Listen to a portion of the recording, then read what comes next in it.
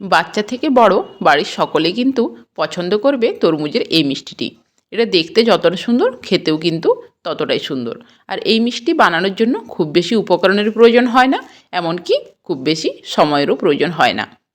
এই মিষ্টি বানানোর জন্য এখানে আমি নিয়েছি এরকম 2 টুকরো তরমুজ। এই 2 টুকরো তরমুজ দিয়ে কিন্তু বেশ অনেকটা পরিমাণ মিষ্টি তৈরি হয়ে যাবে। এই তরমুজগুলো কেটে নেওয়ার পর ভালোভাবে এটাকে চামচ দিয়ে আবারও ভালোভাবে বের করে নিয়েছি।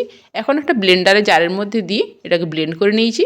তারপর এভাবে একটা ছাঁকনি দিয়ে এটাকে ভালোভাবে ছেঁকে নেব, যাতে করে তরমুজের জুসটা খুব ভালোভাবে বেরিয়ে আসে, বীজগুলো যাতে জুসের মধ্যে না যায়, সেজন্য এভাবে ছেঁকে নিয়েছি। এখন একটা বাটির মাপ করে আমি 2 বাটি নিয়ে নিচ্ছি তরমুজের জুস। এই 2 বাটি তরমুজের জুসের জন্য এখানে আমি নিয়ে নিচ্ছি 1 বাটি চিনি। চিনিটাকে আমি ব্লেন্ড করে নেব। আর নিয়েছি সাথে 2টো এলাচ। এই চিনি আর এলাচটাকে ব্লেন্ড করে নিয়ে এটাকেও এই তরমুজের জুসের মধ্যে নিয়ে নিচ্ছি। এখানে আমি 2 বাটি তরমুজের জুসের জন্য নিয়েছি 4 চামচ কর্নফ্লাওয়ার। কর্নফ্লাওয়ারটাকে এভাবে দিয়ে ভালোভাবে মিশিয়ে নিচ্ছি। এটাকে আমি কড়াইয়ে সরাসরি নিয়ে নিয়েছি। এই কড়াইতেই ভালোভাবে মিশিয়ে নেওয়ার পর এটাকে ওভেনের উপর বসিয়ে দেব। এখনও পর্যন্ত এটাকে আমি ওভেনে বসাইনি। এটাকে ভালোভাবে মিশিয়ে নেওয়ার পর তারপর সরাসরি এটাকে ওভেনে বসিয়ে গ্যাসের ফ্লেমটাকে হাই রেখে এভাবে কিন্তু অনবরত নাড়াতে থাকবো। যদি ভালোভাবে নাড়ানো না হয় তাহলে কিন্তু তলাতে লেগে যাবে।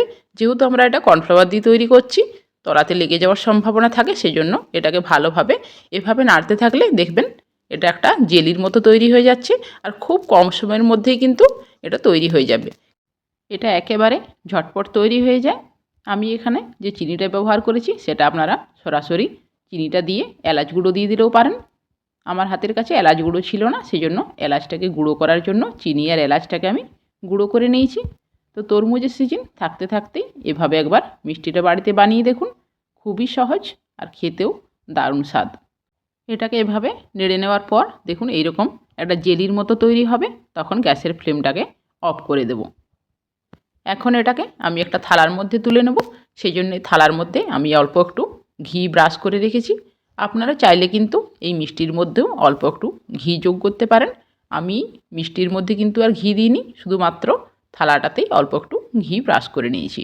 আপনারা থালা বা প্লেট বা কেকের মোল্ড যেটার মধ্যেই তৈরি করুন না কেন, সেটার মধ্যে অল্প একটু ঘি ব্রাশ করে নিলেই হবে। তারপর এটাকে এভাবে একটু ছড়িয়ে দেব। ছড়িয়ে দেওয়ার পর কিছুক্ষণ এটা ঠান্ডা হওয়ার জন্য রেখে দেব। এখন এর উপর আমি একটা কাজু গ্রেট করে দিয়ে দিচ্ছি। আপনারা যদি কাজু দিতে না চান সেক্ষেত্রে নারকেল ডাস্টও ব্যবহার করতে পারেন।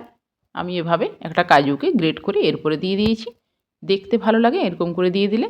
এটা ঠান্ডা হয়ে যাওয়ার পর আমি আধ ঘন্টার জন্য ফ্রিজে রেখে দিয়েছিলাম। আপনারা চাইলে আধ ঘন্টা বা 1 ঘন্টা রেখে দিতে পারেন, কিন্তু আধ ঘন্টার মধ্যেই খুব ভালোভাবে এটা সেট হয়ে যায়।